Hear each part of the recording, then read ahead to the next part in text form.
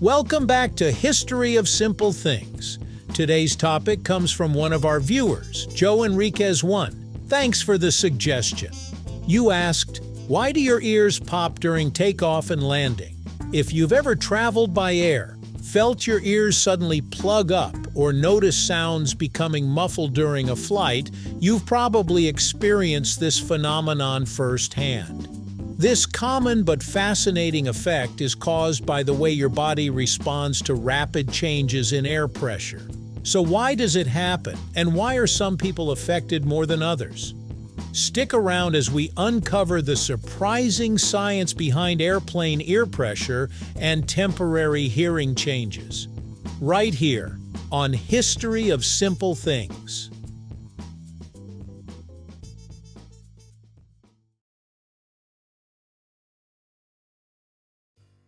To understand why hearing changes during a flight, we first need to understand how the ear works. Inside your ear is a thin membrane called the eardrum. This delicate structure vibrates when sound waves hit it, allowing your brain to interpret sounds. For the eardrum to move freely, the air pressure on both sides of it needs to be roughly equal. The outer side of the eardrum is exposed to the air around you. The inner side is connected to a small air-filled space in the middle ear. Normally, your body keeps these pressures balanced through a narrow passage called the Eustachian tube. This tube connects the middle ear to the back of your nose and upper throat. Most of the time, you don't even notice it. But when air pressure changes quickly, it suddenly becomes very important. As an airplane climbs, the air pressure inside the cabin gradually decreases. Modern aircraft are pressurized, but not to sea-level conditions. The cabin pressure typically becomes similar to what you would experience at an elevation of several thousand feet above sea level. When this happens, the pressure in your middle ear may temporarily become higher than the pressure in the cabin around you. Fortunately, during ascent, excess air usually escapes from the middle ear fairly easily through the Eustachian tube. That's why many people notice only a slight popping sensation shortly after takeoff. That popping sound is actually a good thing. It means the pressure has equalized. For most passengers, takeoff causes little discomfort because air can generally leave the middle ear without much resistance. If you ask frequent flyers when their ears bother them the most, many will say during landing. That's because the process works in reverse. As the airplane descends, cabin pressure increases. Now the air outside the eardrum is pushing harder than the air trapped inside the middle ear. To equalize the pressure, fresh air must travel through the Eustachian tube and enter the middle ear. Unfortunately, this is often more difficult than letting air escape. If the tube doesn't open properly, pressure differences build up across the eardrum. The membrane gets stretched inward, which can create feelings of fullness, muffled hearing, discomfort, or even pain. The greater the pressure difference, the more noticeable the symptoms become. This is why many passengers start swallowing, yawning, or chewing gum as the aircraft prepares to land.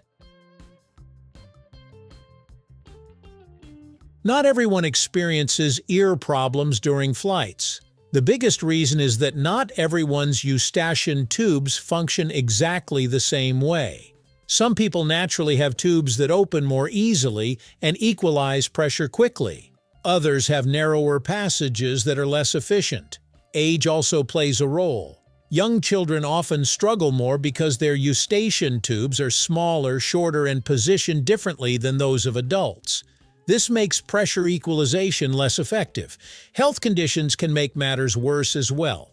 If you have a cold, allergies, sinus congestion, or a respiratory infection, the tissues around the Eustachian tube may become swollen.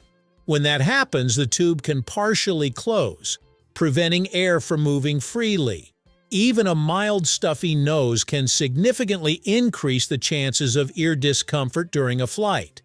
This is why many travelers notice their worst ear problems when flying while sick.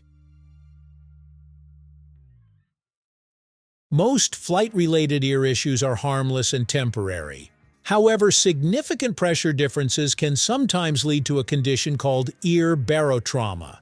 Barotrauma occurs when the pressure imbalance becomes strong enough to injure the tissues of the ear. Symptoms can include severe pain, prolonged hearing reduction, ringing in the ears, dizziness, or, in rare cases, damage to the eardrum.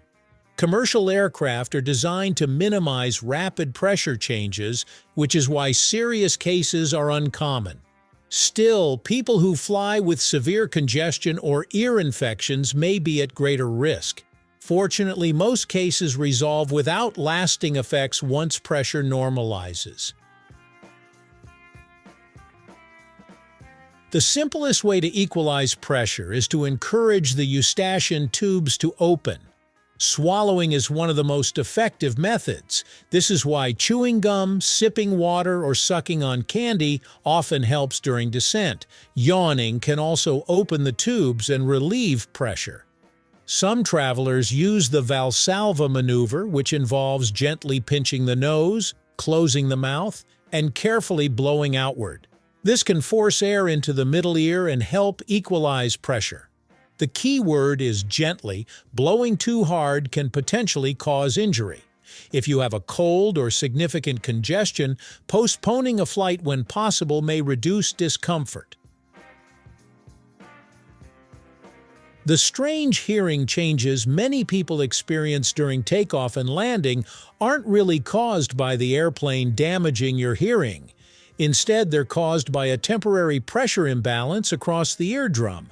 A tiny structure called the Eustachian tube normally keeps everything balanced, but rapid altitude changes can challenge the system.